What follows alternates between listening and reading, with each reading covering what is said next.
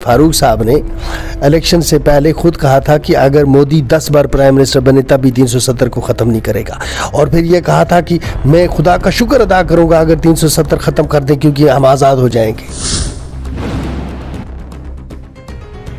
ये चीज़ें मेरे रिकॉर्ड पे हैं, आप चेक कर सकते हैं। अगर मैं झूठ कहूँगा तो मैं पब्लिकली माफ़ी मांगूंगा।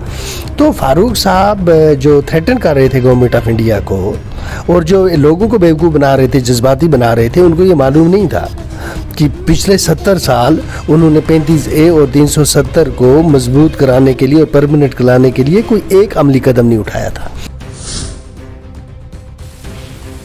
अगर इन्होंने पिछले 70 साल में इन जमातों ने कोई अमली कदम उठा के 35A और 370 को परमानेंट करा दिया होता तो आज जो कुछ हम देख रहे हैं ये हम नहीं देखते। तो ये पहले पिछले 70 साल की जो इनकी सियासी गलतियां हैं, जिसका खुमियाजा पूरी कौम को इस वक्त उठाना पड़ रहा है, उसकी माफ़ी मांगें। इनको माफ़ी मांगनी चाहिए because they have miserably failed. कि यहाँ कोई भी मुल्क का शहरी आके ज़मीनें खरीद सकता है, ये इस तरह का कानून तो सिक्किम में भी नहीं है, हिमाचल में नहीं है, अरुणाचल प्रदेश में नहीं है, ट्राइबल एरियाज़ में नहीं है। आप वहाँ जाके ज़मीनें नहीं खरीद सकते और बाहर के लोग वहाँ आके बस नहीं सकते। वहाँ की एक इकोलॉजी है, वहाँ की एक हिस्ट्री है, वहाँ का एक तमद्दुन है, उसको अगर बरकरार रखा जा सकता है तो जम्मू कश्मीर जिसने इलाहाक के वक़्त वो सारे शराइत रखे थे जो महाराजा ने 1927 में स्टेट सब्जेक्ट लॉज बनाए थे। आपने आरएसएस के एजेंडे की बात की, आपने बीजेपी की बात की। आरएसएस का एजेंडा आपने बताया कि साफ़ है और बीजेपी का अवाम नाराज़ है अपनी पार्टी से, लोगों के खदशात हैं। लोग कहते हैं कि ये भी आरएसएस का एक एजेंडा है, ये भी बीजेपी का एक बी टीम, डी टीम, जो भी वट एवर जो इस वक्त नाम दिया जा रहा है। हालांकि आप लोग भी मिलकर आए थे जब आपने अपनी पार्टी बनाई थी। अपनी पार्टी मार्च का महीना था, याद होगा आपको, 14 मार्च एग्जैक्टली। और उस वक्त में जब ये पार्टी वजूद में आई, उसके बाद मरकज़ी सरकार के जो हमारे वज़ीर आज़म हैं उनसे मुलाकात हुई और फिर वापस आके आपने कहा हमारी नौकरियों की जो है वो हिफाजत रहेगी। बुखारी साहब ने आके प्रेस कॉन्फ्रेंस जम्मू में भी की, कश्मीर में भी की। उस प्रेस कॉन्फ्रेंस का एक हिस्सा मैं भी था, मैं भी वहाँ पे था, मैंने वहाँ पे सवालात भी उस वक्त में पूछे थे। हालांकि उन्होंने उस वक्त में भी ये कहा था हमें कि जो डोमिसाइल लॉ की बात कर रहे हो, मैं नौकरियाँ में यहाँ की ज़मीनों की हिफाजत जो है वो पक्की दूंगा। मैंने मरकज़ में वज़ीर आज़म से बात की है। आज कहाँ हैं वो बातें बुखारी साहब की? आज तो वो भी फेल दिख रहे हैं, फ्लॉप दिख रहे हैं। आप लोगों की मुलाकात हुई वज़ीर आज़म के साथ न्यू दिल्ली के अंदर, आपने सब चीज़ें बताई कि हम जब इक़्तिदार में आएंगे, यानी कि जब हम इलेक्शन जीत कर आएंगे तो हमने जो अपने आवाम से, अपनी कौम से वादा किया हम वो पूरा मुकम्मल करेंगे। लेकिन सवाल तो ये है बेग साहब यहाँ पर सबसे बड़ा कि आप लोगों ने मुलाकात की, आप लोगों ने लोगों को भी इतने वादे दिए कि हम करेंगे। आज ऐसा वक्त आ चुका कि करना है। अब करने वाले टाइम पे आप बोल रहे हैं कि आरएसएस का एजेंडा है, जो प्राइम मिनिस्टर नरेंद्र मोदी जी के कानून तक वो बात हमारी नहीं पहुंचा सकता है। हालांकि अल्ताफ़ बुखारी जी ने स्टार्टअप में ही शुरुआत के ही दिनों में कहा था कि जम्मू कश्मीर की वाहिद एक अपनी पार्टी ऐसी जमात है जो जम्मू कश्मीर के लोगों की ज़मीनों की हिफाजत कर सकती है, जम्मू कश्मीर के बच्चों की नौकरियों की हिफाजत कर सकती है, जम्मू कश्मीर के आवाम की हिफाजत कर सकती है। आज तो आप लोगों के भी हाथ खड़े हैं, स्टैंड अप करके सामने पहली सफ़ में खड़े हो और ये कह रहे हो कि जनाब यहाँ तो कुछ सुनने ही वाला नहीं। तो कहने का मकसद है कि क्या ये अपनी पार्टी भी वही जमात बन चुकी है जो बाकी जमातों को तनाज़ा मतलब तनकीद का निशाना बनाकर कहते थे कि बाकी सब तो नहीं कर पा रहे हैं, सिर्फ हम ही करेंगे, और आज अपने आप को बेबसी की हालत में देख रहे हैं। ये बात आपकी इस हद तक तो दुरुस्त है कि पार्टी बनने के बाद जो हमारी तवक्का थी मरकज़ी हुकूमत से, हमें नाउमीदी हुई है, इसमें कोई दो राय नहीं है और झूठ बोलने से कोई मकसद हासिल नहीं होगा। हम ये समझते थे कि एक पार्टी बना के हम प्राइम मिनिस्टर साहब के पास जाएंगे, मामलात की तरफ पहल करेंगे। पुराने और नए चेहरे की बात कर रहे हैं, नए ये जो एक नया ट्रेंड बना है, आपको इससे दूर रहना चाहिए। आप you are a growing journalist, अभी आपको बहुत अल्लाह करे आप ग्रो करें और तरक्की करें। ये जो इंसान होते हैं इनके अल्टरनेटिव्स नहीं होते हैं। मैं सियासत में अच्छा हो सकता हूँ, बुरा हो सकता हूँ, लेकिन नया और पुराना नहीं होता। आपको क्या गारंटी है कि जो नए लोग होंगे? हाँ, इमरान खान की हालत देखें पाकिस्तान में क्या हो गया, किस वजह से हुआ? क्योंकि उसके साथ जो टीम है नातजुर्बेकार लोगों की है। इस वक्त जो गवर्नेंस हो रही है, जम्मू कश्मीर में, क्या वजह है कि आपको ज़मीनी सतह पे कहीं गवर्नमेंट दिखाई नहीं देती? क्योंकि नातजुर्बेकार लोगों की है, किसी के पास तजुर्बा नहीं है।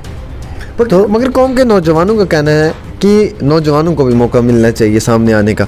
जो पुराने चेहरे हैं उन पे एक दो बार भरोसा कर लिया है, उन चेहरों ने दिखा दिया है अपना सही کیا ہے حقیقت اور کیا ہے سچائی، سب چیزیں. حالانکہ آپ نے دیکھا کہ اس بار DDC کے الیکشنز میں بھی نئے چہروں کو موقع ملا اور وہ جوان بھی کام کر رہے ہیں گراؤنڈ کے اوپر. کہیں نہ کہیں آپ یہ نہیں مانتے ہیں کہ ان چہروں کی وجہ سے جو نئے نوجوان آ رہے ہیں ابھر کر سامنے، یہ بھی ایک ترقی کر رہا ہے؟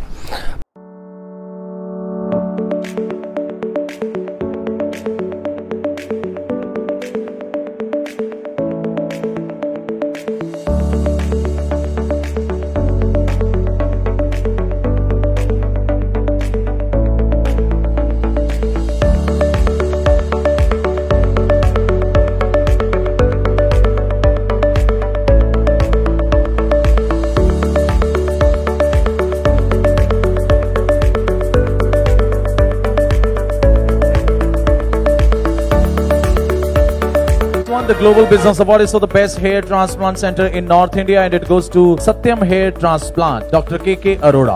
ਸਤਿਅਮ ਹੇਅਰ ਟ੍ਰਾਂਸਪਲਾਂਟ ਸੈਂਟਰ, ਜਿੱਥੇ ਅਸਲੀ ਵਾਲ ਬਿਨਾਂ ਕੱਟ ਜਾਂ ਟਾਂਕੇ ਦੇ ਲਗਾਏ ਜਾਂਦੇ ਨੇ, ਜੋ ਕਿ ਝੜਦੇ ਵੀ ਨਹੀਂ ਤੇ ਵੱਧਦੇ ਨੇ ਕੁਦਰਤੀ ਤਰੀਕੇ ਨਾਲ. ਅੱਜ ਹੀ ਮਿਲੋ ਡਾਕਟਰ KK ਅਰੋੜਾ ਨੂੰ, ਕ੍ਰਿਸ਼ਨਾ ਨਗਰ, ਲੁਧਿਆਣਾ, ਪੰਜਾਬ, ਇੰਡੀਆ. ਕਾਲ ਕਰੋ 99 880 91 800. Jammu Kashmir is on sale again. Jammu Kashmir is on sale. Jammu Kashmir کی زمینوں کا جو حق ہے وہ جموں کشمیر کے لوگوں سے چھینا جا رہا ہے جناب. جموں کشمیر ایک بار پھر سے سیل کے اوپر لگا ہوا ہے. شاید پہلے آپ نے سنی ہوں گی آوازیں جموں جموں جموں، لیکن اب بڑے دکھ کے ساتھ سننا پڑ رہا ہے sale sale sale sale cell.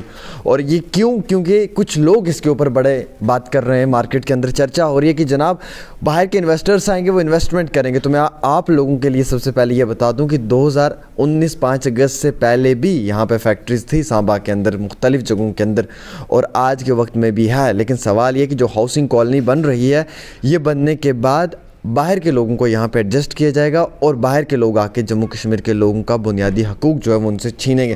حالانکہ مہاراجہ ہری سنگھ جی نے بھی کہا تھا کہ جموں کے کشمیر کے حوالے سے کہ پہلے تو دربار منہ اور پھر جموں کشمیر کے لوگوں کی نوکریاں اور پھر جموں کشمیر کے لوگوں کی جو زمین ہے وہ ہمیشہ حفاظت میں رہنی چاہیے. کیا مرکز کی سرکار وہ کر رہی ہے یا نہیں، اس پہ سب جاننے کے لیے آج ہمارے ساتھ جموں کشمیر اپنی پارٹی کے سینئر لیڈر جناب جاوید بیگ صاحب ہیں. بہت بہت شکریہ بیگ صاحب وقت دینے کے لیے.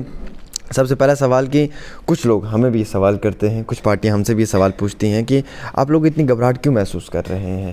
جموں کشمیر جو وہ نہیں بک رہا ہے، اسے نہیں بیچا جا رہا. کچھ لوگوں کا یہ کہنا ہے کہ جموں کشمیر جو ہے وہ بک رہا ہے دھیرے دھیرے. اب سوال تو یہ کہ جو حالیہ ایک ریئل اسٹیٹ کانفرنس ہوئی ہے، اس کے اندر یہ کہا گیا ہے کہ ہاؤسنگ کالونیز بنے گی یہاں پہ، اور پھر ہاؤسنگ کالونی بننے کے بعد جو باہر کے لوگ ہیں وہ یہاں پر آئیں گے، وہ رہیں گے. تو آپ کو لگتا ہے کہ اس سے جموں کشمیر کی ترقی ہوگی؟ میں آپ کو مشکور ہوں. جو آپ نے موضوع چنا ہے بہت ہی وقت کی نزاکت کے حساب سے بہت ہی مناسب موضوع ہے. جی. جو یہ ریئل اسٹیٹ کانفرنس ہوئی ہے، اس کے حوالے سے میں ایک کچھ گزارش کروں گا. شہر کو برباد کر کے رکھ دیا اس نے منیر، شہر پہ یہ ظلم میرے نام پر اس نے کیا. یہ دکھ اس بات کا ہے کہ جو موجودہ جموں کشمیر میں حکومت ہے اور جو مرکزی سرکار ہے، جو بھی یہ اس وقت سیاسی اور اقتصادی فیصلے جموں کشمیر میں کر رہے ہیں، اس کا ایک ہی مقصد ہے، اور اس کا واحد مقصد ہے جو RSS کا ایجنڈا ہے اور جو BJP کا ایک ایجنڈا ہے، ایک ملکی سطح پر بھی اور ریاستی اس جموں کشمیر کے حوالے سے بھی، اس پر عمل درآمد کرنا.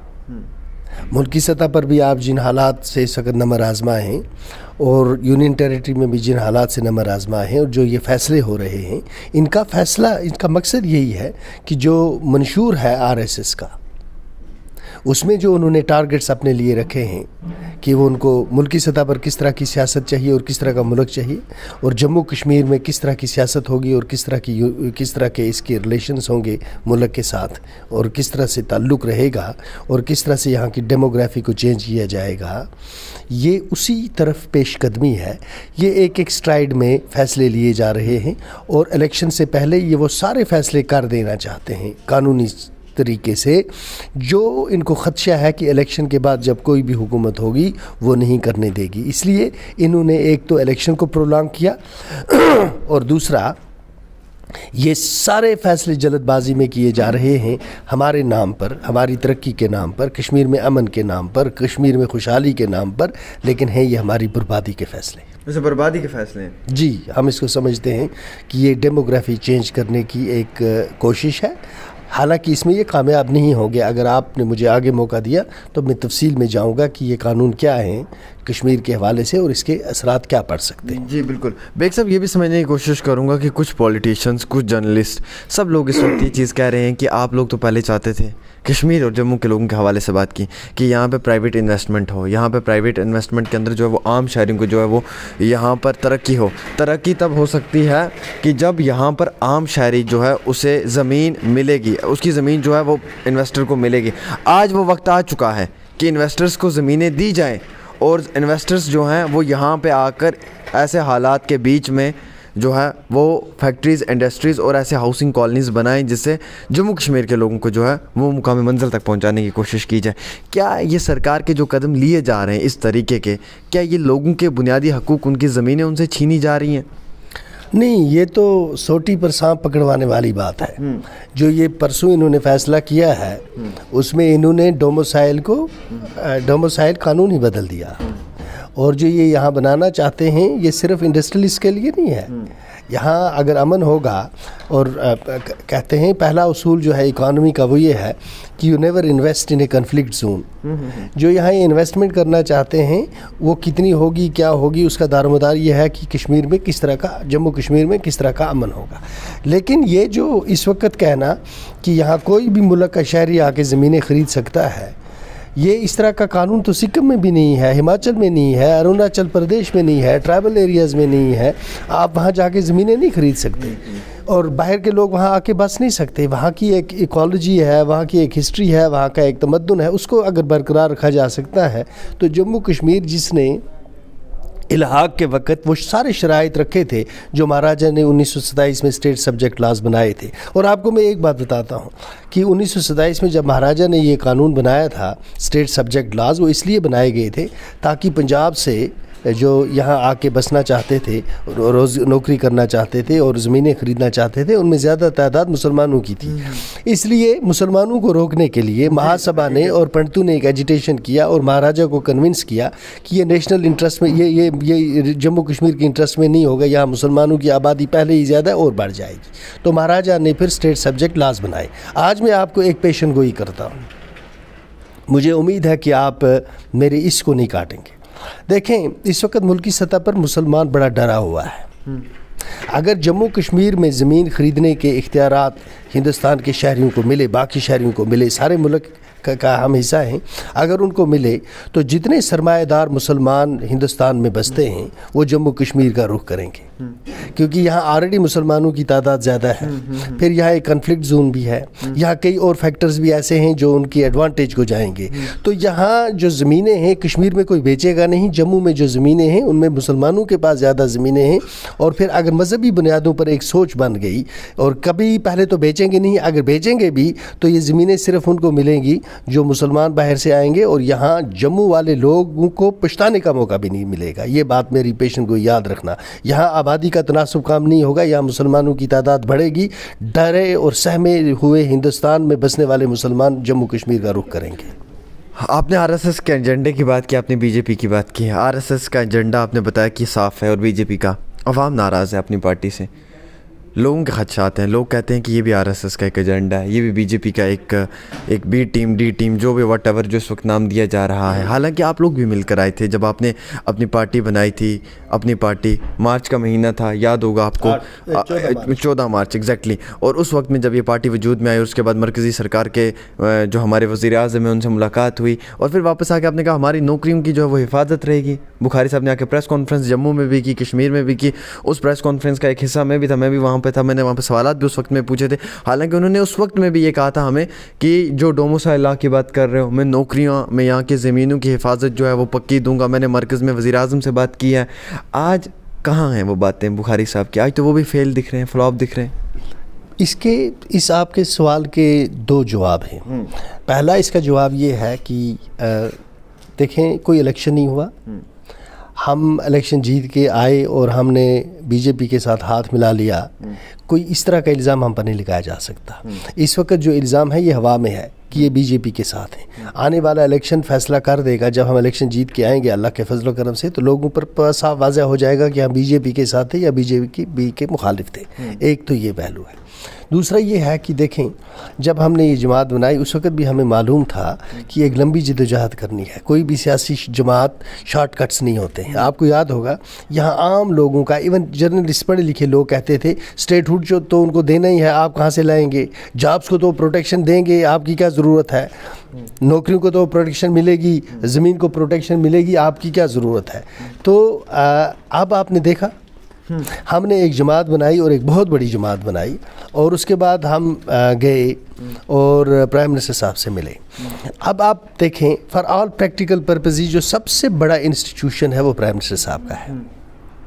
جب آپ کو ملک کے پرائم منسٹر صاحب آپ کے جو خدشات ہیں ان کے جواب میں یہ کہیں کہ جب آپ اس حال سے باہر جائیں گے تو آپ یہ بھول جائیں کہ جموں کشمیر کے ڈوموسائل کو کوئی چینج کرنے کی کوشش کرے گا. پرائم منسٹر صاحب آن ریکارڈ ہیں, انہوں نے کہا آپ کی نوکریوں پر اور آپ کی زمین پر آپ لوگوں کا حق رہے گا. کیا وہ حق ہے آج؟ آپ نہیں دیکھتے یہ جو اس وقت فیصلے ہو رہے ہیں, اگر یہ فیصلے اس کی نفی نہیں کرتے تو پھر آپ میرا انٹرویو کیوں لیتے؟ تو اس کے ہم اس بات پر حیران ہیں کہ سب سے بڑا انسٹیٹیوشن, سب سے بڑا کریڈیبل انسٹیٹیوشن اور اپنے ملک کے پرائم منسٹر صاحب جب ہم کو یہ یقین دلا دیں کہ ایسا نہیں ہوگا اور پھر ویسا ہو تو ہم یہی کہیں گے کہ کوئی ایسا ہاتھ ہے جو پرائم منسٹر صاحب کے کہنے کے باوجود جموں کشمیر میں اپنی منمانیاں کر رہا ہے اور وہ RSS ہے. آپ لوگوں کی ملاقات ہوئی وزیر اعظم کے ساتھ نیو دہلی کے اندر, آپ نے یہ سب چیزیں بتائی کہ ہم جب اقتدار میں آئیں گے, یعنی کہ جب ہم الیکشن جیت کر آئیں گے تو ہم نے جو اپنے عوام سے اپنی قوم سے وعدہ کیا ہم وہ پورا مکمل کریں گے. لیکن سوال تو یہ ہے بیگ صاحب یہاں پر سب سے بڑا کہ آپ لوگوں نے ملاقات کی, آپ لوگوں نے لوگوں کو بھی اتنے وعدے دیے کہ ہم کریں گے, آج ایسا وقت آ چکا کہ کرنا ہے. اب کرنے والے ٹائم پہ آپ بول رہے ہیں کہ RSS کا ایجنڈا ہے جو پرائم منسٹر نریندر مودی جی کے قانون تک وہ بات ہماری نہیں پہنچا سکتا ہے.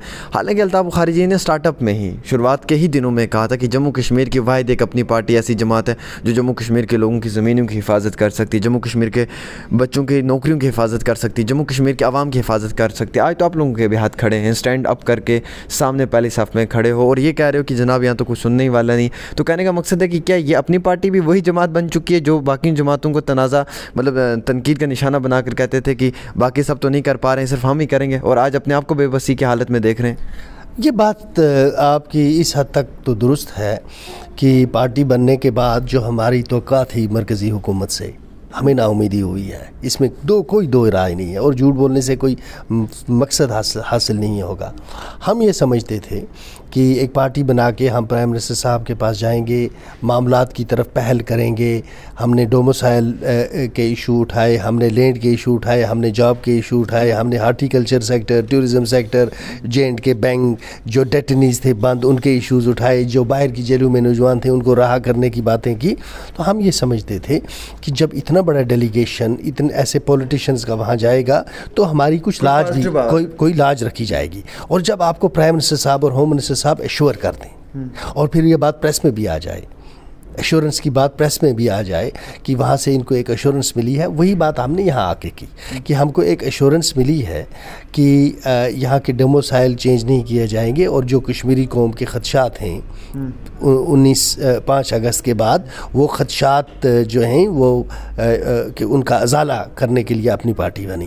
تو ہم بھی کسی پہ کاؤنٹ کرتے تھے, ہم نے ابھی اس وعدے پہ الیکشن نہیں لڑا ہے. میں نے اس وقت بھی کہا, میں آگے بھی یہ کہتا رہوں گا کہ ایک لمبی سیاسی جدوجہد کی ضرورت ہے اور اس میں ساری جماعتوں کو اکٹھا ہو کے جدوجہد کرنی پڑے گی. اب یہ کسی ایک ساتھ کیا آپ نے کہا کہ سب جماعتیں جو ہیں وہ ایک ساتھ میں ہو کر لڑائی کریں, مطلب مرکز کی سرکار کے خلاف اپنی آواز بلند کریں, کہنے کا مقصد یہ ہے. یہاں پہ PAGD تو اسی لیے بنی تھی, people alliance for Gupkar declaration. Farooq sahab نے اس وقت میں بھی کہا تھا کہ سب آؤ مل جاؤ ایک ہو جاؤ اور اپنے حقوق کی لڑائی کرو, 370-35 کی لڑائی کرو, اسٹیٹ ہوڈ کی لڑائی کرو, اپنے زمینوں اپنی نوکریوں کی حفاظت کرو. حالانکہ اس وقت میں سجاد غنی لون صاحب بھی ان کے ساتھ جڑے, میڈم ابو مفتی جی تو آج بھی ان کا حصہ ہیں, ANC آج بھی ان کا حصہ ہے. اپنی پارٹی نے بیک سٹینڈ پہ لیا, آج اپنی پارٹی بھی کہتی ہے کہ سب مل کر ایک جگہ پہ جائیں. تو کیا وہ فاروق صاحب کی آئیڈیالوجی, وہ ان کی مینٹالٹی, وہ ان کا کام کرنے کا ایک طریقہ باقاعدہ ایک سینئر لیڈر صحیح تھا؟ देखें, बात ये है कि जब फारूक साहब ने PAGD बनाया, हम उससे पहले अपनी तंजीम बना चुके थे। जब हमने तंजीम बनाई तो इन तंजीमों ने उस वक़्त सबसे पहले ये इल्ज़ाम लगा दिया कि हम BJP की B टीम हैं, और इन्होंने अलायंस ही बनाया था हमारे ख़िलाफ़। तो जब हमारे ख़िलाफ़ अलायंस बना तो हमारा उस अलायंस का हिस्सा होने का सवाल ही पैदा नहीं होता था, क्योंकि अलायंस बना ही इसलिए था कि उनको एक बहाना चाहिए था हमारे ख़िलाफ़ इलेक्शन लड़ने का। उस वक़्त अगर वो लोगों के पास जाते तो क्या लेके जाते? देखें, फारूक साहब ने इलेक्शन से पहले खुद कहा था कि अगर मोदी 10 बार प्राइम मिनिस्टर बने तब भी 370 को ख़त्म नहीं करेगा, और फिर ये कहा था कि मैं खुदा का शुक्र अदा करूँगा अगर 370 ख़त्म कर दें, क्योंकि हम आज़ाद हो जाएंगे। ये चीज़ें मेरे रिकॉर्ड पे हैं, आप चेक कर सकते हैं। अगर मैं झूठ कहूँगा तो मैं पब्लिकली माफ़ी मांगूंगा।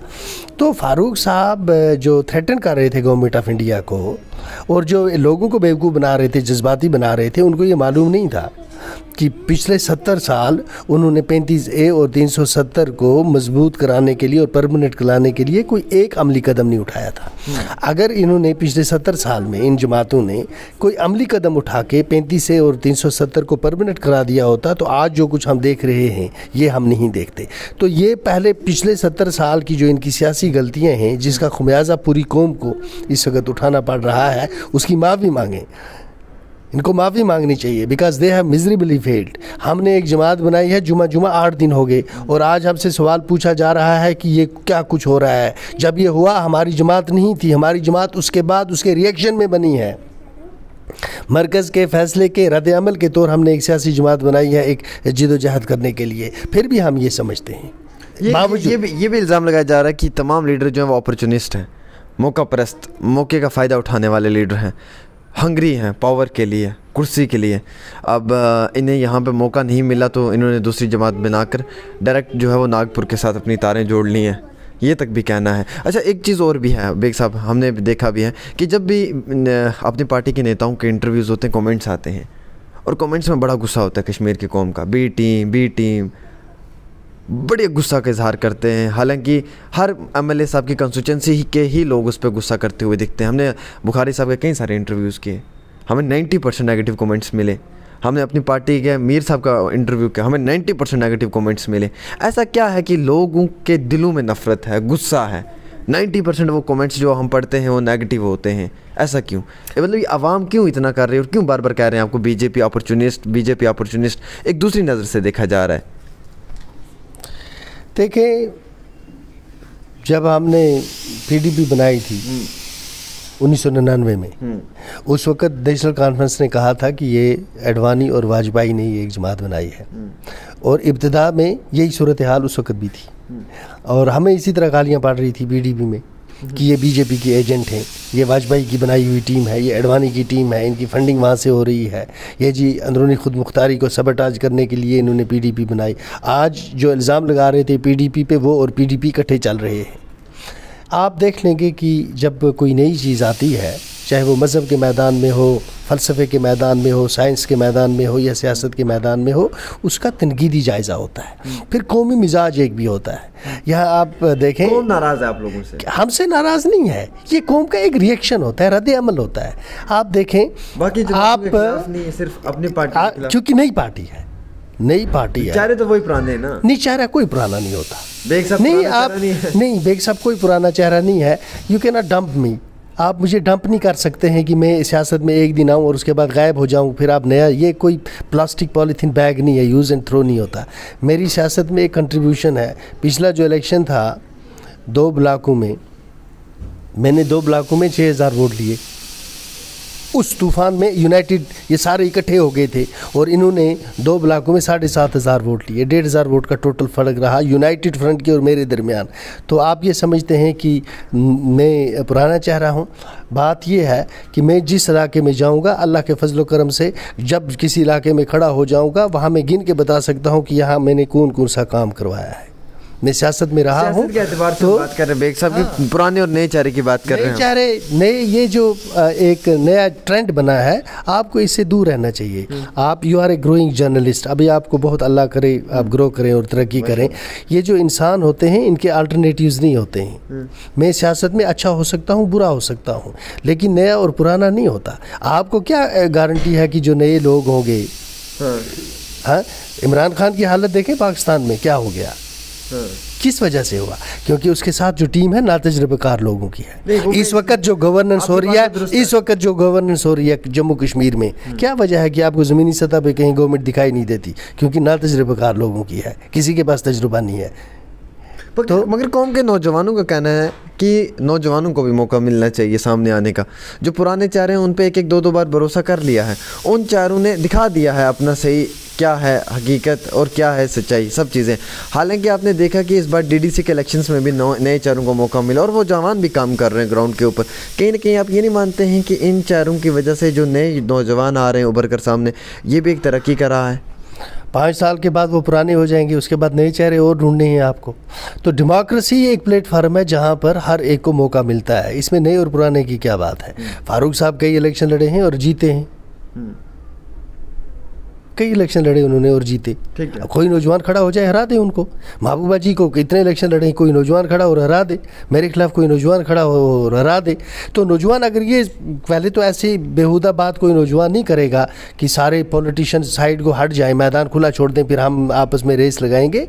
उनको आके अपने लिए स्पेस क्रिएट करनी पड़ेगी। और सियासत में MLA बनने के लिए 15 से 20 साल कम से कम टाइम लगता है ज़मीनी सतह पे काम करने के लिए। काश अपनी पार्टी अपनों की होती, काश अपनी पार्टी अपनों की होती। अपनी पार्टी अपनों की नहीं है, क्योंकि ये तंजीम वो है जो मुख्तलिफ पार्टियों से निकल कर आई है। और मोस्ट ऑफ द हम अगर लीडर देखेंगे तो PDP की जमात के हैं। महबूबा मुफ्ती जी की ही वो जमात आधी टूटी हुई जो है वो यहाँ पे लाके खड़ी की और बाकी सबको मिलाकर एक दीवार बनाने की कोशिश की जा रही है। आपको पता है होगा या नहीं होगा, मैं आपके इल्म में इजाफा कर देता हूँ कि जब PDP बनी थी तो उसमें 80% लोग कांग्रेस से आए थे, कांग्रेस से रिज़ाइन दे के आए, और तकरीबन 15 से 20% लोग पीपल्स कॉन्फ्रेंस से आए थे।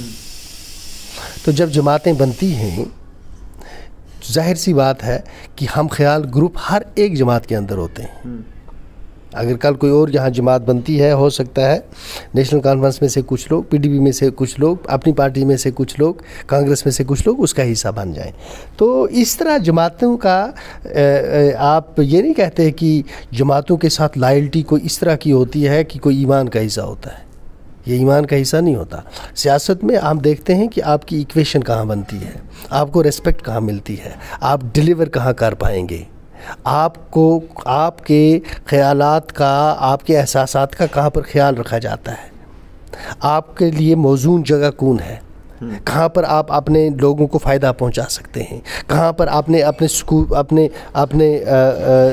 इस ज़मीर का सौदा नहीं करना है। आपको मैं एक बात बता दूं कि जो ये पार्टियां हैं, आप अंदाज़ा नहीं कर सकते। इवन नेशनल कॉन्फ्रेंस के अंदर के ऐसे लोग हैं, अगर वो उमर साहब को मिलना जाए तो 6 महीने उनको लगेंगे अपॉइंटमेंट लेने को।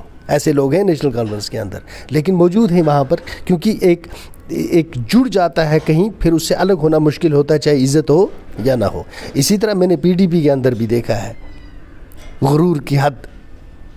तो उसके बाद जो हमने जमात बनाई, हम भागे नहीं जमातों से, निकाला गया, हमें निकाला गया। जब हम LG साहब से मिले थे तो हमें पार्टी ने निकाल दिया और हम खुश हो गए, बजाय इसके कि हम पार्टी छोड़ते। पार्टी से निकाल दिए गए। कम से कम ये शिकवा तो नहीं रहा किसी वर्कर को कि आपने मशवरा नहीं किया। जब पार्टी ने फैसला किया, जो हमारे साथ चलने थे वो हमारे साथ हैं। और ये नौज़बिल्ला मज़हब और सियासत को कभी इस तरह नहीं लिंक करना चाहिए कि नज़रियाती तौर आप किसी जमात के साथ हो तो आप वहाँ ग़ुलामी करते रहो, आटा पीसते रहो और झाड़ू देते रहो प्रेसिडेंट के घर जाके। ऐसे नहीं होता है। चलिए, ये भी एक बहुत बड़ा स्टेटमेंट है जनाब। और जो आज इस इंटरव्यू के अंदर कुछ बातें की हैं वो बहुत अहमियत रखती हैं। सबसे पहली बात आप लोगों को याद होगी जो बेग साहब की जानिब से कहा गया है, और सबसे इम्पॉर्टेंट बात है वो ये है कि जो हमारी तवक्को थी, जो हमारी उम्मीदें थी मरकज़ की सरकार से, वो हमारी उम्मीदें पूरी नहीं हो पाई।